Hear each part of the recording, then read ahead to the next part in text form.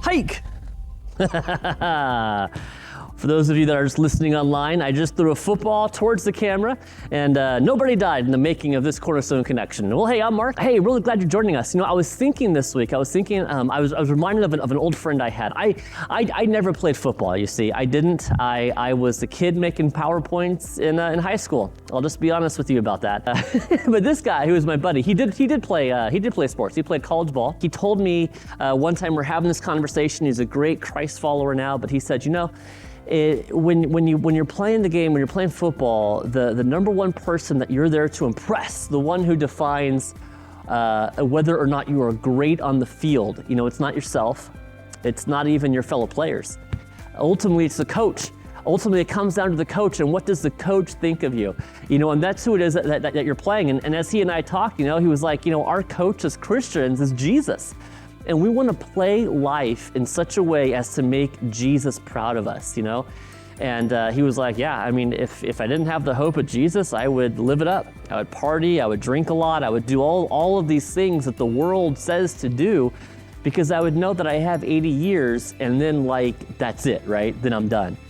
And he's like, but it's not the case. The things that we do now today have great value, because we know that Jesus is going to come back, and he's looking at our lives, and when there's heaven and all of the things, right? I thought about that. Depending on what field you're in, depending on where you're at in life, what it means to be great or what it means to be successful might look kind of different depending on your context. I don't know where you're at. I don't know what you do as a job.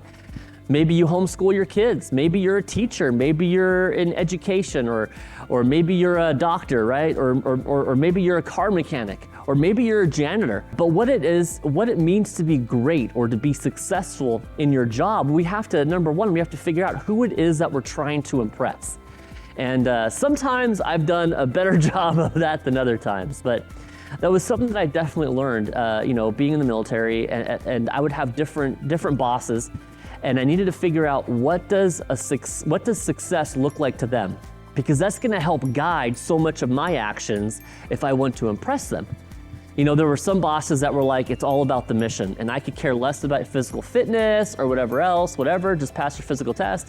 But it all comes down to the mission. I want you to do something to add value to this mission.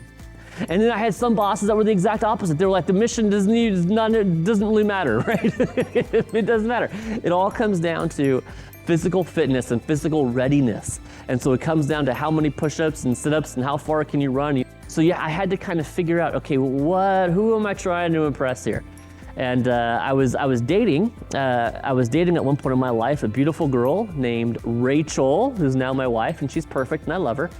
And as we were dating, though, believe it or not, I didn't always know exactly, this is the best way to impress this young lady. And I remember one time we were just going out, just starting, and I thought that it was the funniest thing in the world to fake hang up on someone. So I'd be like, oh hey, don't forget this one thing, click, and then I thought I was hilarious. Well, as it turns out, Miss Rachel did not think that I was so hilarious. And I can remember us having this whole thing, apologies were issued, right? She didn't find that very funny at all. I failed to understand who it is that is defining greatness in this relationship, and it definitely had nothing to do with me hanging up. Thinking about your context, what does greatness look like? In Luke chapter 22, this is exactly something that the disciples wrestled with too. They said, what does greatness look like? And so we pick up here in verse 24, it says, a dispute also arose among them as to which of them would be regarded the greatest. And Jesus says to them, the kings of the Gentiles exercise lordship over them, and those in authority over them are called benefactors. But not so with you. Rather, let the greatest among you become as the youngest, and the leader as one who serves. I think in our Christian lives, as we look to define greatness, oftentimes we want to look within ourselves. What do we think it means to be great? Or we want to look at the other players on the field, right? What are these guys doing, and how can I do it better? But how difficult can it be sometimes to look at the coach, to look at King Jesus and go to him and say, what does it look like to be great or to be successful right here? And that can be hard. That can be kind of a gut check, for me as working with kids. I think, what does a good kids ministry look like? It's not what I define it to be as. It's not even what I see other kids ministries doing in the area, although I can certainly learn a lot from them. But ultimately, I need to go to Jesus and say, Lord Jesus, what does a great kids ministry look like to you? And maybe you're watching this and you're thinking, you know what? I'm working as a janitor, or I'm working over here at the Marshfield Clinic, or I'm working over here in the school system, right? Or I am working every day to homeschool my kids. And if you want to know what success is, it's like this: if nobody dies at the end of the day, right? Boom, success, winning. And I take nothing away from that, by the way. Absolutely not. But think in your context.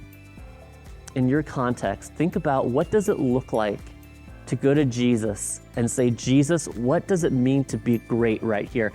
And I bet somewhere in that equation, it's going to mean to serve some people. Because that's just what he says here in Luke chapter 22. The greatest among you is going to be the one who does what? Who serves. So let's get out and serve, man.